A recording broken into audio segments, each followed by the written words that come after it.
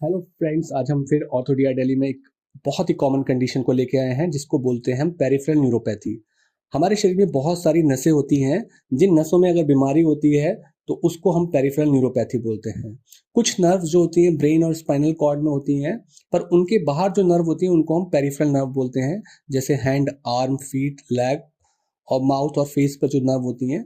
ये जो peripheral nerve होती हैं, इनका काम होता है सिग्नल्स को वापस ब्रेन के अंदर ले जाना।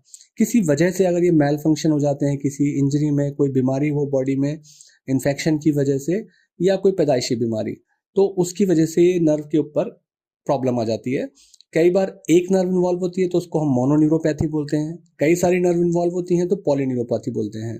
तीन प्रकार की नर्व होती हैं। एक होती हैं सेंसरी, जो स्किन से जाती हैं, जो हमें छूने का एहसास दिलाती हैं, उन्हें हम सेंसरी नर्व बोलते हैं। दूसरी नर्व होती है मोटर, जो कि मसल से जुड़ी हुई होती हैं, जो हमारे हाथ पांव की उंगलियां चलना, हाथ पांव का मुड़ना चलना, वो उस मोटर नर्व से डिफाइन होता है। तीसरी जो नर्व होती हैं उन्हें हम ऑटोनॉमिक नर्व बोलते हैं।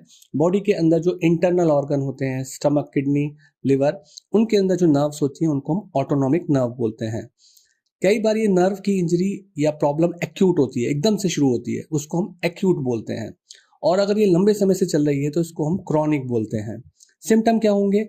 टिंगलिंग होगा, हाथ में चींटियों जैसे चलने की, सनसनाहट आएगी, एब्नॉर्मल सेंसेशन फील होंगी, सेंसेशन कम भी फील हो सकती हैं, हाथ में टाइट ग्लव वाली फीलिंग आ सकती है, या पैर में स्टॉकिंग वाले हिस्से तक जितना हम पहनते हैं वहां पर एक टाइट फीलिंग आ सकती है, बर्निंग या स्टैबिंग पेन हो सकता है, नम हो सकता है वो हिस्सा, वीकनेस फील हो सकती है, हैवीनेस की फीलिंग आ सकती है, चीज़ें हाथ पांव से गिरने लगती हैं, पैर से चप्पलें निकलने लगती हैं।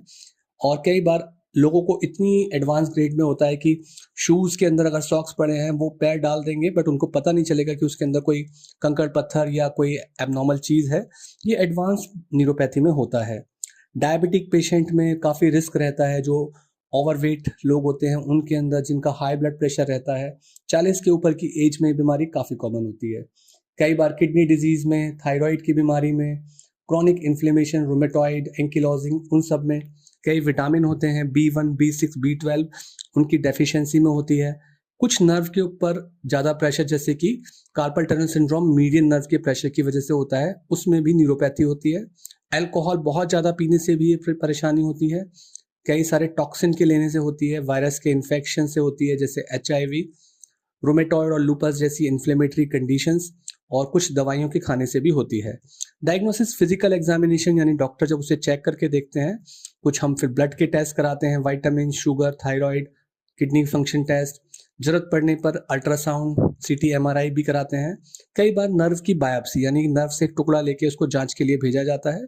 कुछ डिजीजेस के अंदर स्पेसिफिक टेस्ट भी होते हैं जिन्हें हम इलेक्ट्रोमायोग्राफी और नर्व कंडक्शन वेलोसिटी बोलते हैं।